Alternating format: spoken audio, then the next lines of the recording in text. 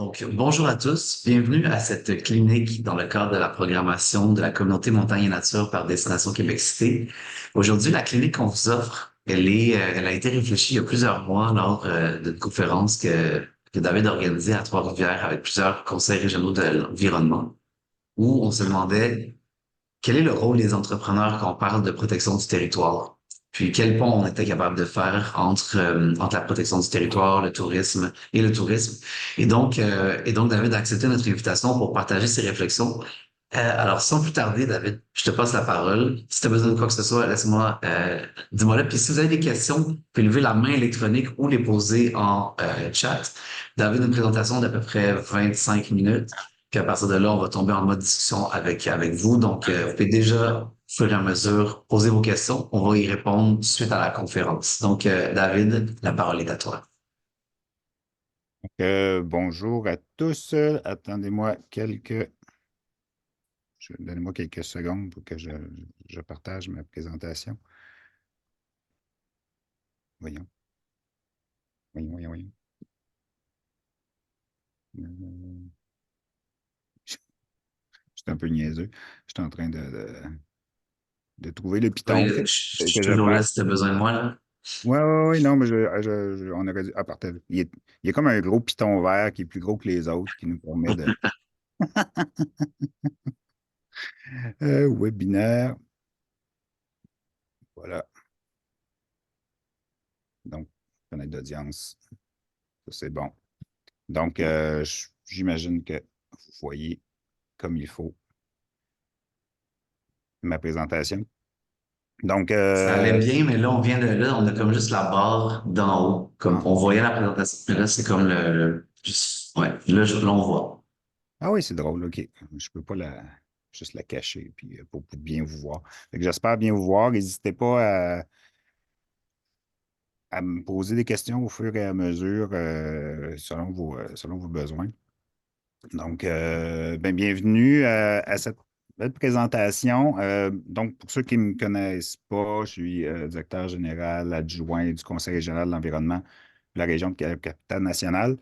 J'ai rajouté aussi dans ma présentation le logo de Capital Nature parce que je suis aussi président de Capital Nature, qui est un organisme de conservation pour les régions de Capitale-Nationale, je dirais. À tes souhaits. Je ne sais pas qui a éternué, mais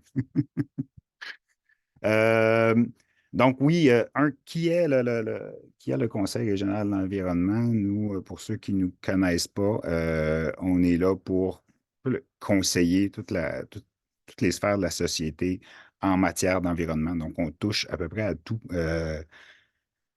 ce qui, tous les dossiers qui touchent l'environnement de près ou de loin. Donc, on est ici parce qu'on a une équipe dédiée au tourisme durable qui vient euh, coordonner un peu, accompagner les destinations et voir aux problématiques là, territoriales liées au tourisme.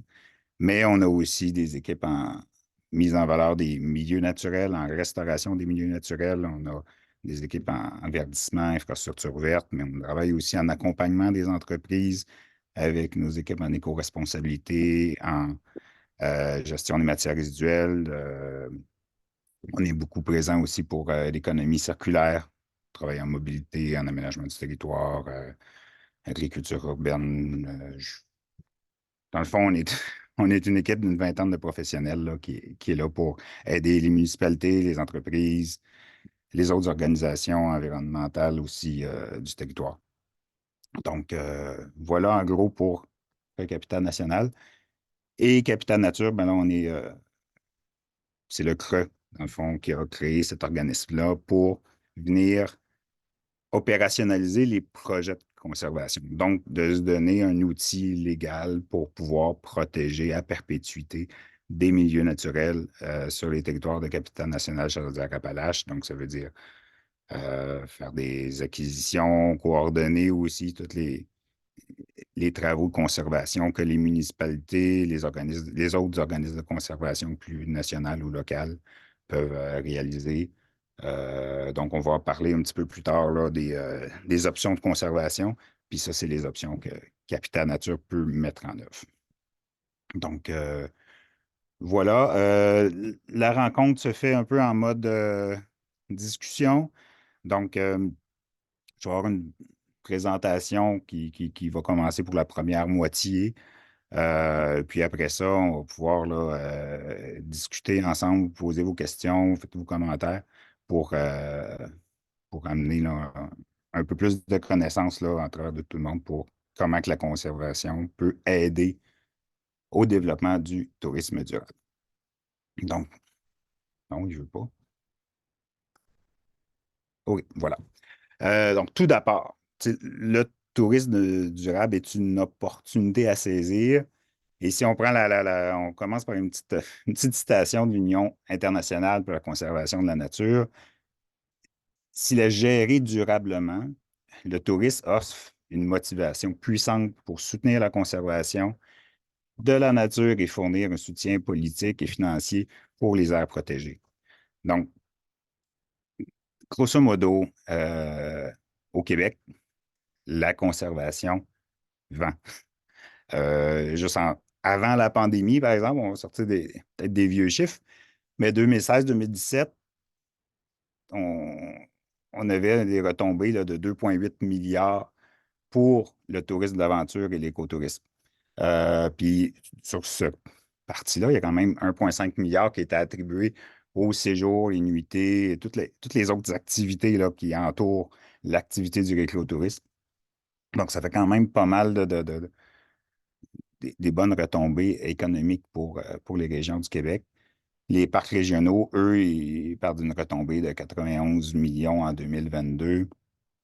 Et puis, donc, parmi les membres d'Aventure Écotourisme Québec, 80, excusez-moi, 82 des entreprises ont connu une croissance. Donc, puis depuis la pandémie, justement, quand on parle des chiffres, là, 2,28 milliards en 2016-2017, la pandémie a amené beaucoup de gens à découvrir les milieux naturels, découvrir le tourisme d'aventure. Donc, ça a amené un boost. Donc, les chiffres devraient être encore beaucoup plus gros là, actuellement. Fait qu'on on est dans un mode de développement économique là-dessus. Et la capitale nationale, fond, est reconnue pour sa grande valeur naturelle avec son ouverture sur le fleuve, puis ses grands paysages, les grandes montagnes de Charlevoix, la ville de Québec, bon, qui est qui attire beaucoup par, bon, par la ville, mais après ça, les gens peuvent aller beaucoup autour. Le paysage est majestueux. C'est la deuxième région la plus achalandée après Montréal, puis le tourisme de plein air est vraiment un pilier du secteur du tourisme, avec, entre autres, ça permet aussi des activités là, hivernales, des activités quatre saisons que le tourisme durable offre, que peut-être d'autres types de tourisme là, offrent peut-être un peu moins. Le tourisme de plein air, excusez-moi. J'ai dit durable, mais dans ce cas-là, je vais parler du tourisme de plein air. Avant de continuer de parler de tourisme, je vais vous faire un petit portrait là, que Capitaine Nature a réalisé, un petit appetizer. De c'est quoi l'importance des milieux naturels sur notre territoire. Et en combinant tout l'effet de la ville, des routes, l'exploitation agricole, les zones de coupe, on voit là sur la carte, vous voyez du vert qui est les milieux forestiers. Mais il y a plein de petites taches jaunes un peu qu'on voit, le rouge, le beige. Tout ça, c'est des zones qui ont été soit des coupes, soit des activités plus humaines, urbaines. Il y a les routes, il y a les milieux agricoles. On voit qu'il n'y a pas beaucoup de pans de territoire qui est pas coupé. Donc, il n'y a pas qui coupe, qui crée des barrières à la connectivité. Fait que le territoire est quand même largement encore boisé, mais il est beaucoup fragmenté. Puis ça, on parle de connectivité écologique, on l'avait parlé un petit peu dans le titre. La connectivité écologique est très importante pour maintenir la qualité de ces milieux naturels-là. Donc, le maintien de la connectivité tant à l'intérieur qu'à l'extérieur des zones protégées, est une stratégie pour enrayer la perte de biodiversité. Mais ce qu'on voit aussi avec les changements climatiques, il y a des grandes migrations qui se fait lentement, mais des espèces animales et végétales qui, qui s'en vont un peu plus au nord parce que les conditions deviennent plus propices pour eux, plus au nord et peut-être moins propices pour eux plus au sud. Donc, ils montent tranquillement. Donc, c'est important de conserver des grands corridors écologiques pour permettre à cette biodiversité-là de survivre et qu'on ne continue pas à perdre la biodiversité comme on la perd encore aujourd'hui. Donc, on favorise une résilience des écosystèmes par la création de ces grands corridors écologiques-là. C'est pour ça que j'avais ma carte un peu avant pour vous montrer qu'on a encore pas mal de travail à faire pour assurer la connectivité là, de nos milieux naturels ensemble. La prochaine carte, c'est nos aires, c'est nos territoires qui sont protégés. On voit, vous voyez, trois gros spots mauves, là, qui est de plus enlignés, qui sont nos trois grands parcs nationaux dans la région. Donc, parc La Jacques-Cartier, parc des Grands Jardins et parc, voyons si je vous donne le moi, des, des Hautes-Gorges de la Malbaie. C'est quand même nos trois hotspots aussi de tourisme d'aventure où les gens se déplacent beaucoup pour aller dans ces secteurs-là. Puis on voit qu'il y a beaucoup de mauves du côté nord. Il n'y en a pas bien du côté sud. Grosso modo, on a 3500 km en aire protégée, soit à peu près 17%. Mais là-dessus, vous voyez que le fleuve, il est un peu mauve. Donc, il y a 40% de ce territoire-là qui est dans le fleuve. Donc, 1400 km² qui est des aires protégées là, à l'intérieur du fleuve, ce qui. Puis, après ça, quand je disais tout le nord, ben, il y a 25% du territoire qui est public, qui est protégé. Donc, sur notre 17% au total, ce qui fait en sorte qu'il ne reste pas grand-chose de protégé dans le sud du territoire, donc dans les secteurs privés. On est à 0,2% d'air protégé dans la section du sud de notre territoire, ce qui fait 16 km² sur un territoire de 6700 km² au total. Puis, ben, c'est le secteur qui est plus utilisé aussi pour le tourisme. Fait qu'on a encore beaucoup de travail avant d'arriver aux objectifs de 30% là, que les gouvernements internationaux et nos gouvernements locaux se sont donnés. Voilà la prochaine carte. On est plutôt dans les espèces à statut. Donc, on voit qu'il y a on a une cinquantaine d'espèces animales et végétales à statut. Fait qu'on voit la répartition qui est un peu partout. Il y en a beaucoup dans le sud, justement, dans le secteur de Portneuf, par ailleurs. On a peut-être moins de données. Il y en a moins dans le secteur de Charlevoix, mais c'est probablement parce qu'on a peut-être été chercher moins de données. Fait que je ne passerai pas beaucoup de temps sur celle-là. Bon, retournons à notre sujet principal. Pourquoi allier la conservation et tourisme? Tout d'abord, le paysage. Dans le secteur du plein air, du loisir et du tourisme, le paysage est un actif, qui a une valeur économique notable, qui mérite d'être légitimé, qui mérite d'être mieux connu. Euh, les gens se déplacent pour aller voir le paysage. Donc, le point attractif, c'est vraiment le paysage. Puis, l'organisation de ces paysages est essentielle pour en capter le rendement. Donc, pour illustrer ça, par exemple, bon, les paysages augmentent effectivement les valeurs foncières autour des endroits où c'est beau. qui augmente les arguments de vente pour la villégiature. Ça a peut-être un impact négatif sur peut-être les populations locales qui ont peut-être moins accès au logement. Ça, c'est un des effets négatifs. Mais on grimpe une montagne pour contempler la vue du sommet, le paysage. On se déplace pour aller vers ce paysage-là, puis c'est toute une expérience qu'il faut.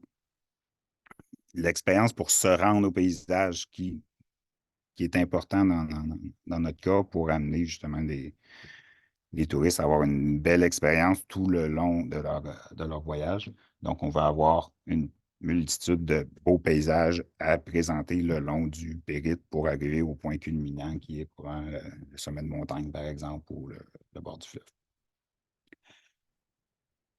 Pour maintenir la valeur du paysage, ben, on investit dans l'expérience, c'est ce que je viens de dire. Je suis en train de sauter les notes. Mais le tourisme, justement, est un outil. Là, quand on conserve un milieu naturel, et on conserve le paysage, parce qu'on conserve sa valeur naturelle. Si on voit la partie du beau paysage qu'on a là, si on avait une ligne électrique qui passerait au travers, le paysage serait beaucoup moins beau à ce milieu-là, par exemple. Puis ça donne la protection donne aussi d'autres co-bénéfices, qui est la conservation de l'intégrité des milieux et donc du maintien du cadre attractif, ce que je viens de dire aussi, pour la qualité de l'activité de plein air. Donc. Puis protéger les habitats fauniques et floristiques, mais ça protège l'habitat d'espèces qu'on peut utiliser pour la chasse, la pêche ou l'observation de la faune, entre autres. Puis, quand on protège aussi des milieux naturels, ben, on améliore l'accessibilité à la nature. Donc, on démocratise le plein air en augmentant l'offre. Bon, mais après ça, il y a aussi tous les autres bénéfices qui est le bien-être mental, le physique, la sensibilisation et l'éducation. Les gens apprécient les milieux naturels quand ils les connaissent. Ils veulent plus les protéger. Donc, quand on amène les gens dans les milieux naturels, ils sont plus sensibles à vouloir les protéger aussi. Puis, bon, ces milieux naturels-là amènent aussi de l'investissement. Il faut investir dedans pour pérenniser les services écosystémiques tout en devenant un facteur de vitalisation de moteur économique. Donc, au-delà du moteur économique qu'offrent, mettons, les paysages, comme on disait tantôt, mais il y a tous les services écologiques qu'offrent les milieux naturels pour la régulation des eaux, par exemple, ou pour la filtration des eaux, pour donner de la nourriture, pour protéger, j'ai comme blanc de mémoire. Il y a tout plein de services écologiques, de bien-être humain, mais des services qui pourraient être offerts, là, comme offrir de l'eau potable aux gens, par exemple. Donc, comment faire? C'est là le nœud de notre rencontre. Comment on peut allier ça? Tout d'abord, c'est d'être conscient des impacts qu'aura les activités écotouristiques sur le milieu. L'impact le plus important, c'est l'aménagement permanent par exemple, implanter un sentier dans un milieu naturel. Le plus gros impact que tu vas avoir sur le milieu naturel, c'est l'implantation du sentier en lui-même. Donc, c'est important de bien les planifier, ces aménagements-là, de construire des infrastructures qui sont adaptées au milieu, mais qui permettent de garder une connectivité, mais qui peut permettre une bonne résilience aussi des sentiers, des aménagements par rapport à des événements plus extrêmes, par exemple. On veut que les aménagements résistent aux événements extrêmes de météo, mais aussi à l'achalandage, par exemple. Donc, la fréquentation du site est aussi un impact. Plus il y a de gens, plus il y a un impact, par exemple, important sur la fréquentation de la faune sauvage du secteur, par exemple.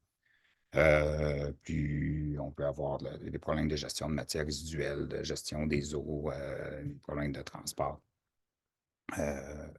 Les touristes Donc, puis le comportement des visiteurs qui, des fois, ne sont pas toujours adéquats.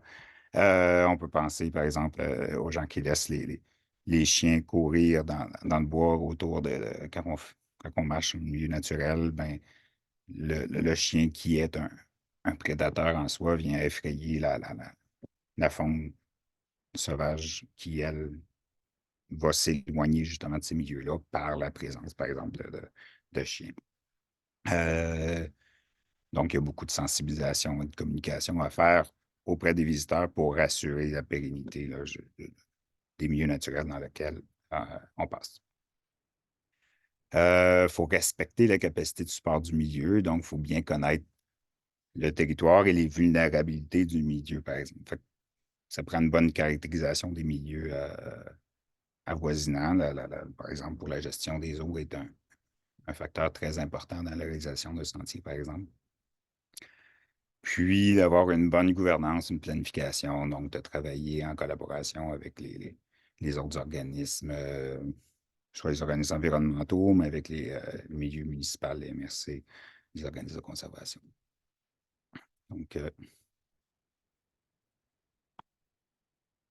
voilà. Puis là, diapo d'avant, parle un peu des actions de conservation qui sont juste comment on peut agir justement dans un milieu naturel. Mais après ça, les organismes de conservation comme Capital Nature, bien là, on peut venir aider en assurant la pérennité de façon légale au milieu naturel qu'on veut occuper là, pour des raisons de touristique. Une des premières choses, c'est les dons ou la vente de terrain à un organisme de conservation. Donc, l'organisme de conservation devient propriétaire des lieux, puis il peut avoir une entente avec un opérateur de touristique ou peut devenir aussi un gestionnaire d'un site touristique. Puis, ben, c'est lui qui s'assure de la pérennité, qui surveille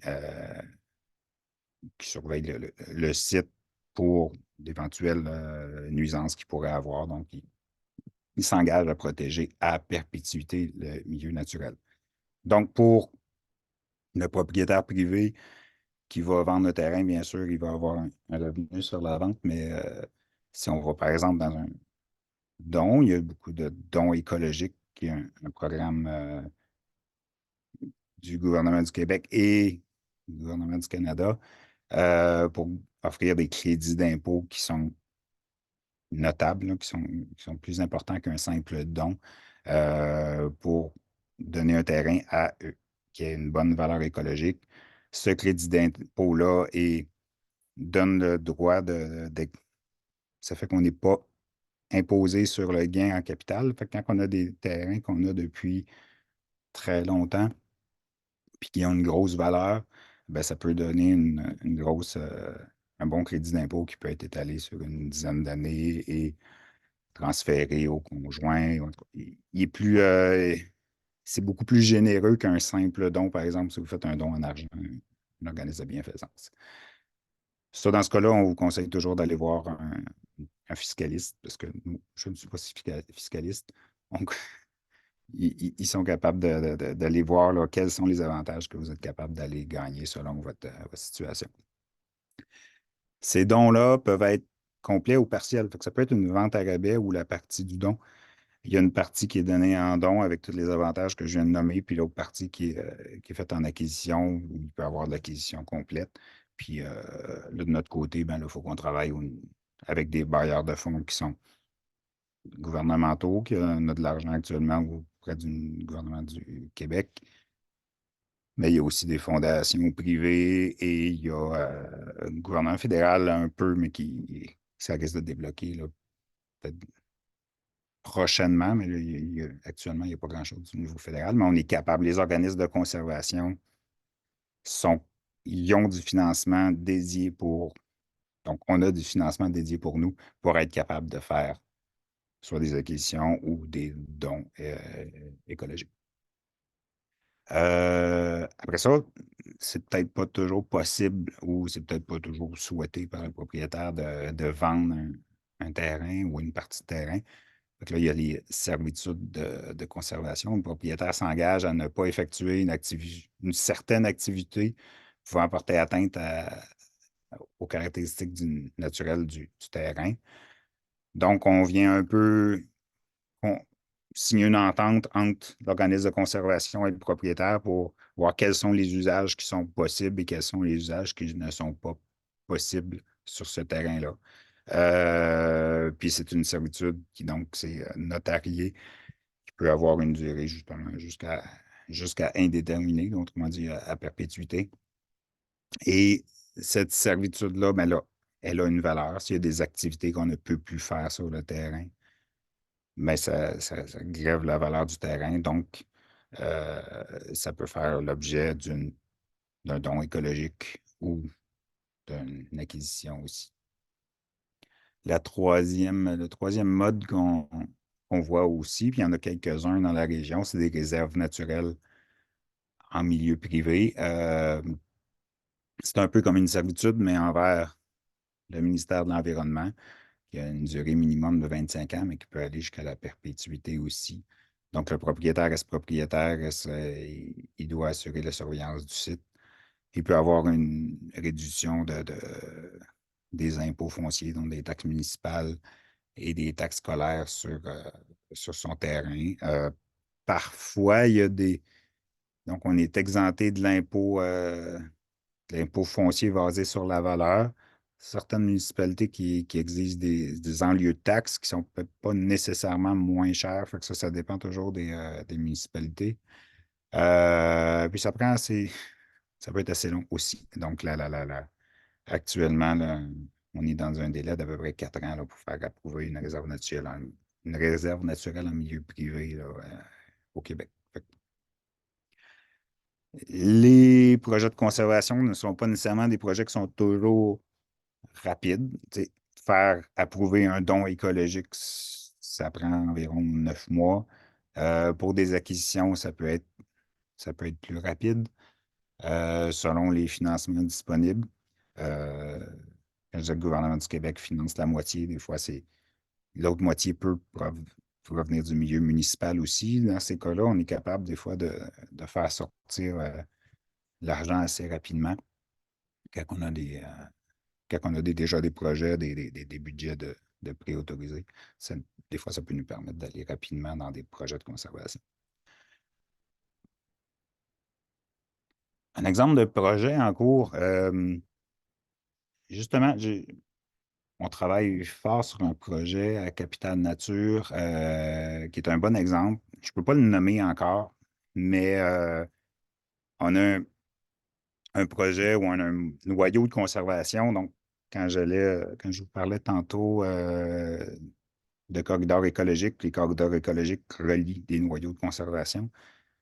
Fait que là, on a un gros noyau de conservation sur lequel il y a plusieurs propriétés, euh, puis qu'il y a des problématiques d'utilisation un peu non souhaitées par les propriétaires de quatre roues, motocross, vélo de montagne.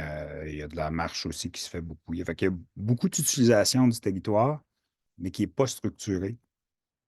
Et en même temps, il y a des opérateurs de plein air qui sont sur le site, qui utilisent une petite partie du territoire, qui ont des problèmes de pérennité ou justement des sentiers qui sont pas ouverts à l'année. Fait qu'en travaillant ensemble, on dit, bon, on va créer quelque chose de plus grand. Moi, mon besoin comme organisme de conservation, c'est de conserver le noyau de conservation. Puis j'ai mon entreprise de tourisme qui, elle, son besoin, c'est de pérenniser ses sentiers, d'être capable d'avoir des ententes à perpétuité à long terme pour pouvoir aménager ces sentiers de façon plus durable qu'avec simplement des ententes annuelles qui sont difficiles à aller chercher année après année et à conserver. Donc, nous, on vient sécuriser l'accès au terrain par cette entreprise-là en créant un grand projet de conservation. Puis, on travaille avec plusieurs entreprises, en fin de compte, d'organisations, pour créer un réseau de sentiers dans ce grand massif-là, de voir quelles sont les activités, à quel endroit, tu sais, de voir quelle activité est la meilleure à quel endroit, puis de voir tu sais, comment on gère les accès et comment qu'on gère la gestion du site aussi. Donc, on travaille vraiment en collaboration pour créer comme un grand parc qu'on pourrait appeler un parc régional, là, qu'on pourrait appeler un parc nature ou peu importe. Puis, ça nous permet, notre projet de conservation nous permet, nous, d'aller voir les propriétaires un à un, de dire, ben, êtes-vous prêts à travailler là, avec nous pour un projet de conservation? Quels sont vos usages? On va voir chaque propriétaire, c'est quel usage ils font de leur terrain, quelles sont les nuisances qui vivent aujourd'hui, puis comment notre projet de conservation et de récréotourisme peut les aider. Donc, actuellement, il y a une utilisation du territoire, mais qui est anarchique. Donc, nous, on dit, ben, on va garder une utilisation du territoire. Peut-être que les gens vont pouvoir continuer à circuler sur votre terrain, mais on va le contrôler. On va faire en sorte qu'on va passer juste à un seul endroit, puis qu'on va avoir une surveillance en continu. Fait qu'on vient sécuriser les propriétaires, on vient offrir une offre qui est beaucoup plus structurée, qui va être capable d'être développée 4 saisons pour les entreprises et les écotouristes. Puis nous, on garantit aussi la conservation du noyau de conservation. Donc, c'est vraiment une bonne complémentarité entre nos organisations. Fait que moi, là, je suis très content de travailler avec des organismes de récréotouristes là-dessus parce qu'ils m'aident à aller, ils m'aident à pouvoir protéger le milieu parce on vient encadrer l'utilisation du territoire qui aujourd'hui n'est pas encadré. Donc, grosso modo, c'est ça. Je n'ai pas lu mes notes là-dessus aujourd'hui. Mais grosso modo, je pense que j'en ai pas mal jasé, mais on pourra en jaser un peu plus par après dans la discussion. Parce que je vois qu'on est déjà rendu à une trentaine de minutes, puis c'était pas mal ça mon temps. Euh, J'arrive à la fin. De toute façon, les avantages fiscaux, puis on parlait un peu d'éco-fiscalité là, dans la présentation du webinaire.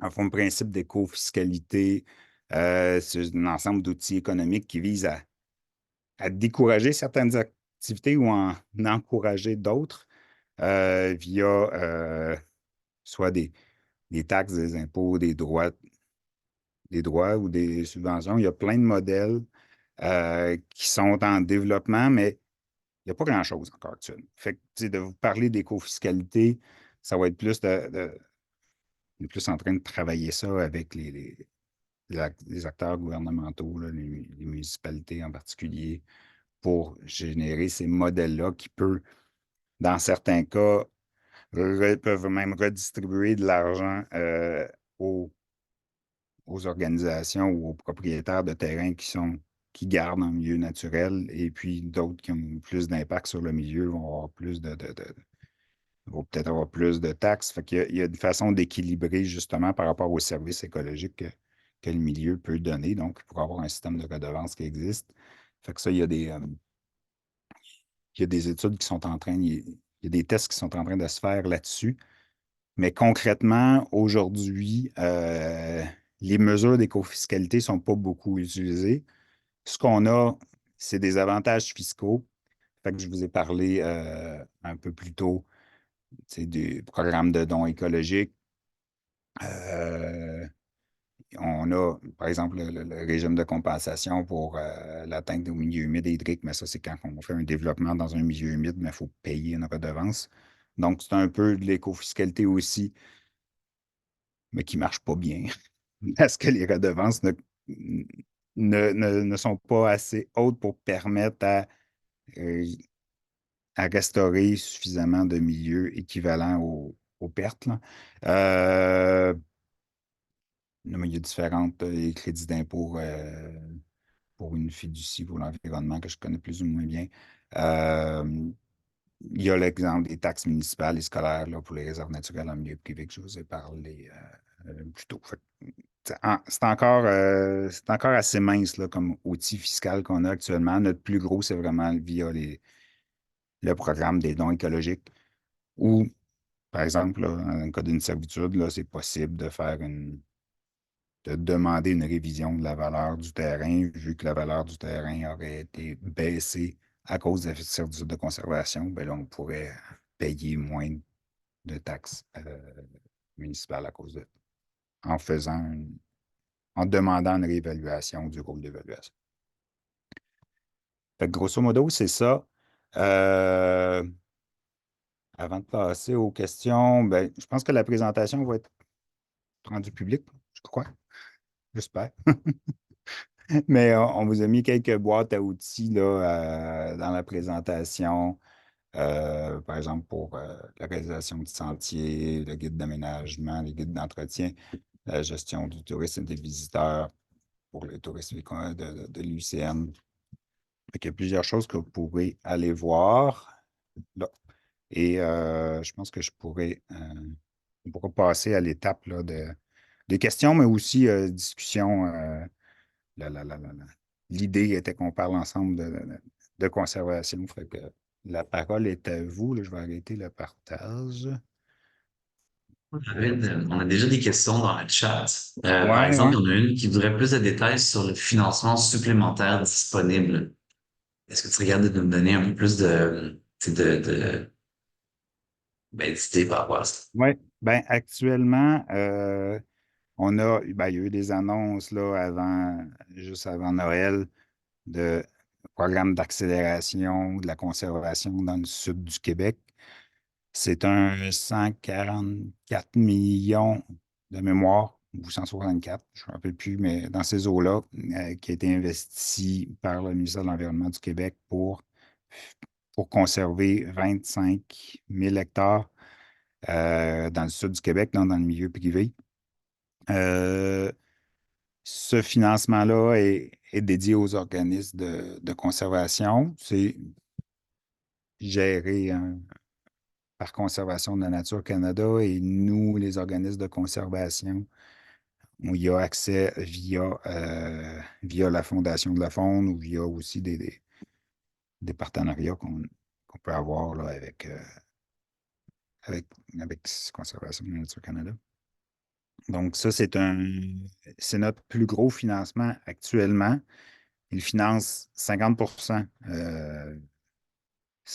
des dépenses, ce qui veut dire qu'il faut trouver un autre 50 ailleurs.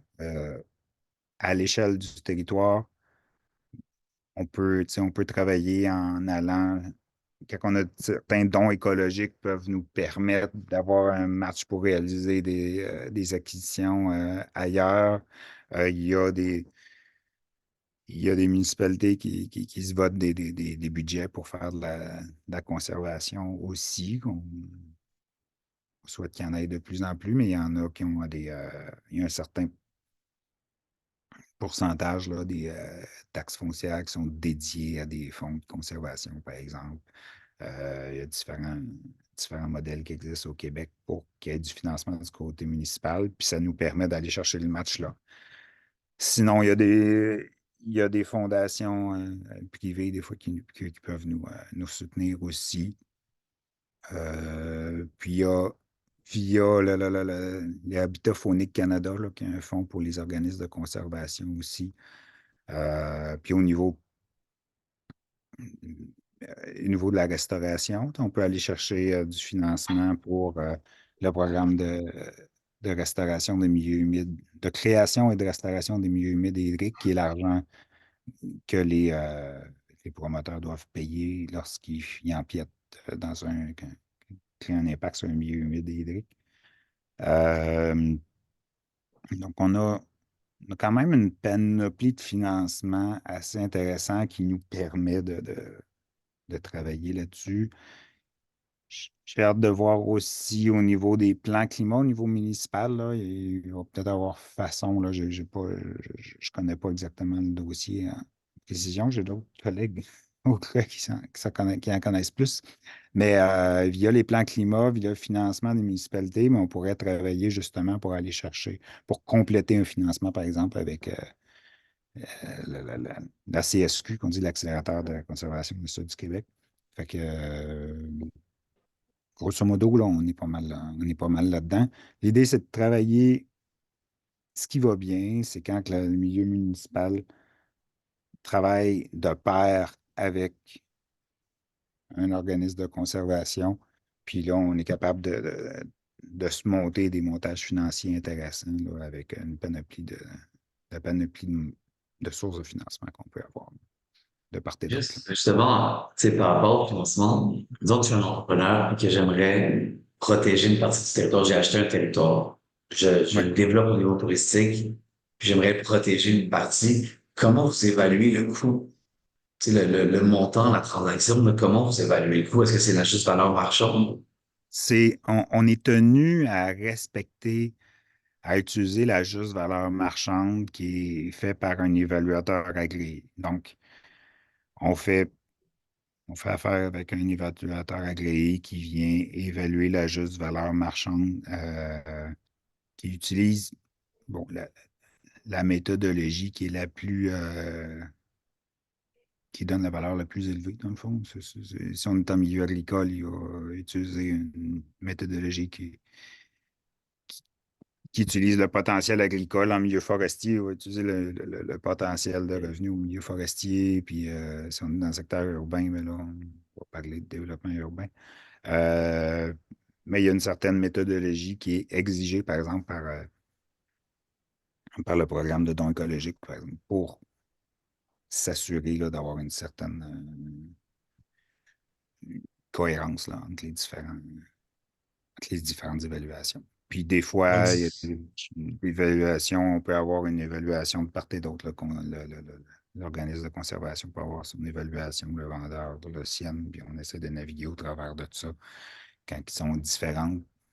C'est comme pas une science exacte, là, Mon Dieu. Ben la oui. conservation marchande. Dis-moi, parce que là, tu viens d'ouvrir la porte avec la zone agricole. Il y a Dominique Bouchard qui demande en zone agricole, comment développer ce genre d'écotourisme, de nuitées, de visites dans les sentiers. Donc, peut-être en prémisse, on peut protéger la zone agricole. C'est un secteur qui est complexe et qui actuellement, il y a des enjeux en cours avec, par exemple, dans le coin de la Haute-Yamaska, avec la Fondation CETI et l'UPA, et qui ne reconnaît pas la conservation comme étant une activité compatible avec l'agriculture. Avant, ça l'était. Là, il y a une contestation qui est en cours.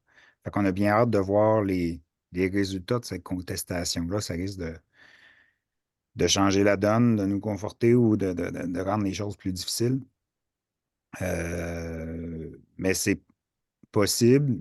On essaie de travailler. Les organismes de conservation, c'est pas les. Dans les faits, c'est pas la plus grande menace euh, pour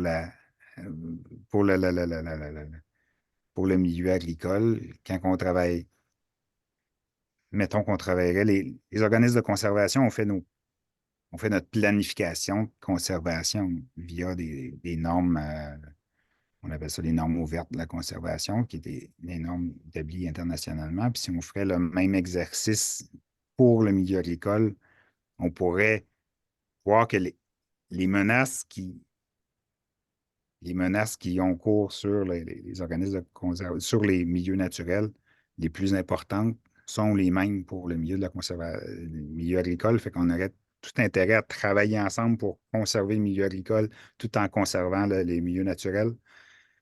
Fait que souvent, on peut travailler à conserver une valeur. Tu sais, conserver un milieu, le milieu naturel sur une terre agricole, mais tout en conservant l'activité agricole. Dans ces cas-là, ben, c'est possible. Puis là, le- l'agrotourisme, qui est une activité agricole qui est, qui est acceptable aux yeux de l'UPA et du CPTAQ, ben, on peut merger comme ça, là, tout.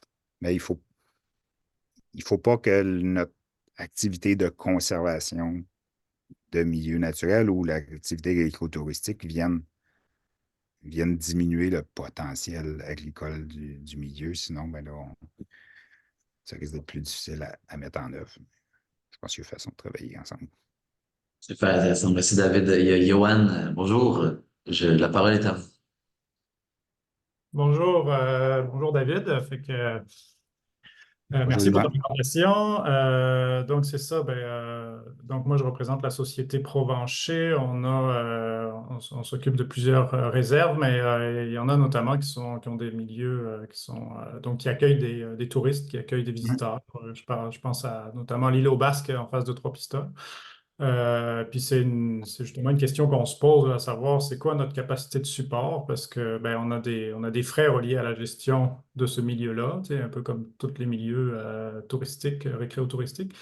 Et là, on se dit, bon, on pourrait allonger la saison, on pourrait faire plus de visites l'automne, le printemps, on pourrait faire, tu sais, je sais pas, on pourrait même imaginer, on pourrait construire plus de chalets sur cette île-là, puis, tu sais, on s'en va pas vers là, je rassure tout le monde, Mhm. mais on pose la question juste, c'est quoi la capacité de support? Comment l'analyser, tu sais, concrètement? Est-ce qu'il y a des organismes qui font ça? Puis je pense que ça rejoint des questions aussi dans le chat, là. Tu sais, comment on s'y prend, là, concrètement, là? C'est très complexe. Je pense qu'on n'a pas réussi encore, tu sais, c'est pas scientifiquement, à être capable de mesurer la capacité de support d'un milieu en amont de son aménagement, par exemple. C'est très difficile à évaluer de façon un peu cartésienne, là. La meilleure chose à faire, c'est d'y aller, c'est tranquillement, de faire un aménagement, puis de faire un suivi constant, de dire, OK, oui, là, on voit qu'on est en train de dépasser, là, et on commence à créer des nuisances qui ne sont pas acceptables pour, pour nous. Fait qu'on on va peut-être essayer de diminuer justement la capacité d'accueil. Mais on n'a pas, c'est ça, on n'a pas réussi à trouver quelque chose de mathématique pour dire, OK, on a tel type de sol, tel type de Ouais, milieu, on est capable d'arriver à une capacité de support de temps, là. Ça n'existe pas. Tu sais, OK, il y a du monde qui essaye, là, mais jusqu'à date, on n'a pas grand-chose L'important, c'est le suivi. C'est le suivi, puis OK. Puis il y a pas de personne qui a l'expertise pour au moins accompagner, dire, vous pourriez essayer telle mesure ou telle analyse, je sais pas. ben, les organismes de conservation, généralement, sont capables de voir. Tu veux parler? J'ai ma collègue ici. Tu Non, peux bien. est-ce que je... Approche-toi. Non, c'est juste que j'ai ajouté, tu sais, si on prend l'exemple des parcs nationaux, tu sais, la CEPAC, là, ils ont tu sais, c'est par le biais du PSI qu'ils appellent, là. Mais tu sais, c'est vraiment des indicateurs de suivi environnementaux. Fait que, tu sais, ça peut être, mais tu sais, si vous avez des sentiers sur votre territoire, ben, c'est de regarder, ben, est-ce qu'au fil des années, il y a un élargissement de ces sentiers-là. Fait que, tu sais, on peut mesurer quand on fait l'aménagement de notre sentier, ben, tu sais, il y a 1,5 mètre de largeur. Mais est-ce qu'au fil des années, au fil de l'utilisation, est-ce que ça s'élargit? Fait que là, c'est ça, comme David il disait, malheureusement, en amont, tu sais, c'est dur d'avoir une donnée fixe, mais tu sais, Mhm. c'est vraiment de se donner des indicateurs, de se dire, ben, nos milieux, ça serait quoi les vulnérabilités? C'est-tu de l'érosion? Tu sais, ça peut être, je sais pas, tu sais, que ce soit l'érosion par l'utilisation ou par les cours d'eau, peu importe. Mais c'est ça, c'est de faire ce suivi-là constant. Puis je pense que c'est même disponible en ligne, là, le document là, pour la CEPAC, tu sais, pour avoir un exemple euh, de, Mhm. de genre de données à surveiller, là. Le Donc, PIEL, c'est ça? non, c'est le psy. Mais Psy, attends, ouais. je peux aller chercher. Mais en tout cas, c'était ma contribution. Merci C'est beaucoup. c'est Puis sur Myriam, une notre formation. spécialiste en tourisme durable, là. Ben, c'est parfait que tu aies quelques jokers là, dans ton jeu aujourd'hui. D'ailleurs, Charlène Rabi de Tourisme Outaouais répond, Johan, chez Tourisme Outaouais, on se tourne souvent vers notre Conseil régional de l'environnement, justement. On va aussi vers la CEPAC, les organismes de bassin versant, Agri-Conseil, ou si ça varie selon la réalité du territoire. Mhm. Oui. J'espère que ça t'aide un peu, Johan. Est-ce que Oui, ça bien te... sûr. Ouais? Cool. Merci beaucoup. J'en profiterai peut-être, David, il y avait une question un peu plus haut par Marie-Michel Doyon de Action Transition. Est-ce que tu aurais des exemples d'organisations qui ont particulièrement bien jumelé la conservation avec le territoire, avec le tourisme? Euh, Ben, si je peux prendre un exemple que Marie-Michel connaît bien, c'est tu sais, les marais du Nord dans on parle d'agrotourisme ou Non, Non, là, on est vraiment plus oui. d'organisations qui ont particulièrement bien jumelé la conservation avec le tourisme. Oui, Conservation, tourisme. ben, les marais du Nord est un bon exemple là, qui vient conserver un milieu essentiel à la protection du lac Saint-Charles. Puis l'objectif initial, c'est de protéger le lac Saint-Charles. Et l'aménagement de sentiers qui a été fait là a été fait en fonction de protéger le milieu, mais de donner accès aux citoyens. Puis ça vient aussi aider le financement obtenu par l'accès à ce site-là permet aussi de financer l'organisme qui est Agiro à faire ses actions de protection du lac Saint-Charles. Ça, c'en est un bon exemple, mais la CEPAC est un exemple assez frappant au Québec, là, où c'est le parc de la Jacques-Cartier, qui est quand même très attractif dans notre région. Ben, à l'origine, c'est parce qu'il y avait un projet de barrage hydroélectrique qui était prévu là, puis que les une mobilisation citoyenne, puis ça arrive souvent hein, par une certaine mobilisation citoyenne qui veut protéger un milieu, puis on s'en sert après ça pour faire un développement agro-touristique pour protéger le milieu naturel. Fait qu'on a protégé tout ce secteur-là grâce à cette mobilisation-là, puis aujourd'hui, c'est un moteur économique important pour la région, là. Les parcs régionaux en est un aussi. Ce que tu nommes, c'est beaucoup des structures à but non lucratif. Tu sais, je me demande, est-ce qu'il existe des cas où on a eu vraiment un projet privé qui a intégré un volet protection puis que ça a bien fonctionné? Est-ce qu'on a des exemples? J'essaie de voir si j'en connais. T'en connais-tu? Ça, je cherchais, mais je serais plus celle du municipal, puis du... Ouais, on parle Parce que, tu sais, moi, mais, une des raisons pourquoi on a créé tu sais, cette conversation-là, David, c'est que, tu sais, moi, tu sais, dans le monde entrepreneurial, j'ai de plus en plus de gens qui ont des projets ou sont propriétaires terriens, puis qui veulent faire cette mais diversification-là, puis qui ont envie d'embrasser un projet de protection, tu sais. Fait que je me demande, ça a-tu déjà eu lieu ou c'est un rêve éveillé, ouais. puis que, tu sais, Moi, tu sais, il y a beaucoup d'exemples avec le milieu municipal ou les OBNL. J'en connais moins avec les entreprises privées. Mais pour avoir, tu sais, on en parlait, là, pour avoir créé des entreprises privées et des OBNL, dans ma tête, ça ne change pas grand-chose. Tu sais, hmm. les deux types d'organisations se doivent d'être rentables. Si je pense tu sais, tu sais, Vallée-Bras du Nord, c'en est un où il y a plusieurs entreprises. C'est une coopérative où plusieurs entreprises privées se sont mis ensemble pour faire un projet récréo-touristique. On travaille un petit peu moins la conservation pour le Bras du Nord, mais ce serait quelque chose qui pourrait très bien être intégré. Mais je veux en venir, c'est que ça ne change pas grand-chose. Tu sais, si je prends l'exemple des Marais du Nord, c'est une BNL, sans but lucratif, mais c'est une entreprise, elle est privée. C'est pas un organisme gouvernemental. Il n'y a pas, pas tant de financement, il n'y a pas de financement lié à la mission. Son financement il est juste lié à des activités qu'il réalise, comme une entreprise privée.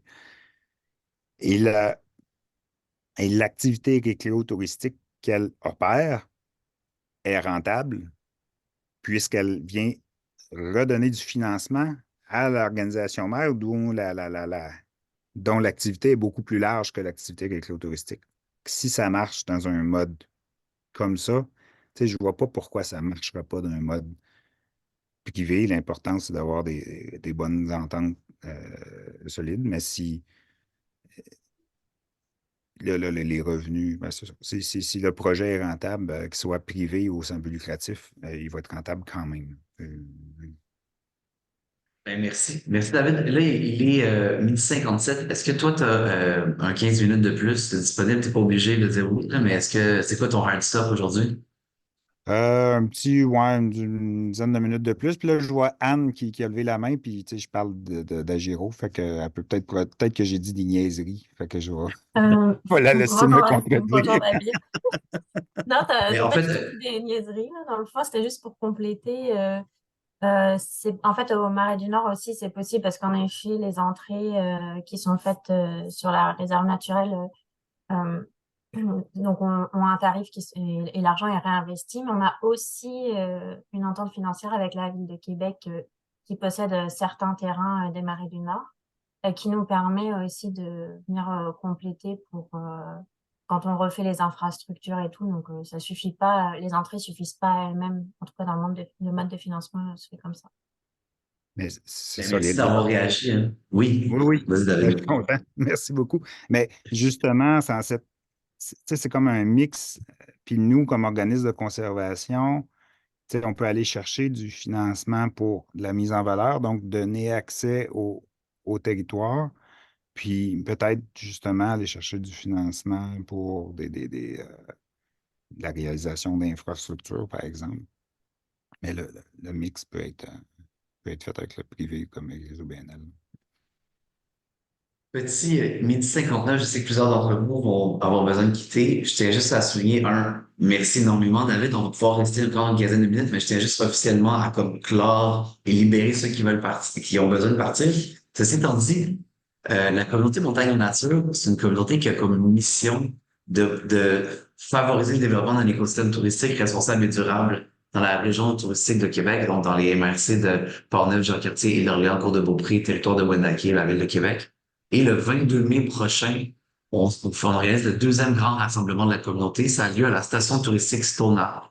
Et les grandes thématiques de la journée, c'est l'innovation au sens large, donc innovation technologique, sociale, verte, mobilité durable, accessibilité universelle et tourisme de bien-être. Donc, on a une programmation qui, là, on va réussir, là, je pense, d'ici 24 heures en ligne, il va y avoir la programmation à jour qui va vous permettre de voir un peu je dirais l'ensemble de l'œuvre là, qu'on va adresser ce jour-là. C'est ouvert à tous. Vous êtes plus que les bienvenus. Pour les entrepreneurs, il y a aussi la possibilité de participer à un marché public où vous allez pouvoir présenter vos solutions, vos projets à des milieux preneurs, à des entreprises. Donc, tout ça va être disponible sur le site montagneetnature.ca. Vous pouvez voir ça dans le chat. Donc, pour ceux qui veulent, qui ont besoin de quitter, vous êtes libérés. Moi, je vais arrêter l'enregistrement à partir de maintenant, puis on va pouvoir tomber en mode à bâton rompu pour poursuivre la conversation.